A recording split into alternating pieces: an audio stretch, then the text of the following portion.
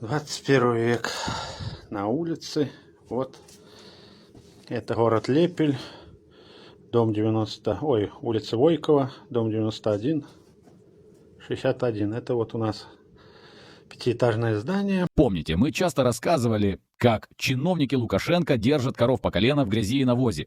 Теперь очередь дошла и до населения. В Лепеле подвал жилого дома затоплен из-за прорванной канализации. Зловоние, сырость и антисанитария стали нормой для жильцов. Авария продолжается уже не первый день, но коммунальные службы ограничиваются отписками или вовсе игнорируют обращения. Чиновники делают вид, что проблемы не существует, пока люди вынуждены жить над сточными водами и бояться за свое здоровье. Вот вода. Идти просто у подвал. Того, так сделали. Так сделано, я не знаю, что так.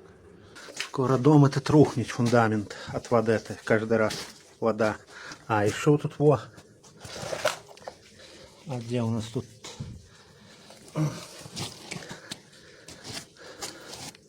Фу, блин. Фу, блин. Что у нас есть дырочка сделали? Вот труба идет центральная. Канализация. И вот эта вот дырочка. Если забьет, то все наружу, все в подвал.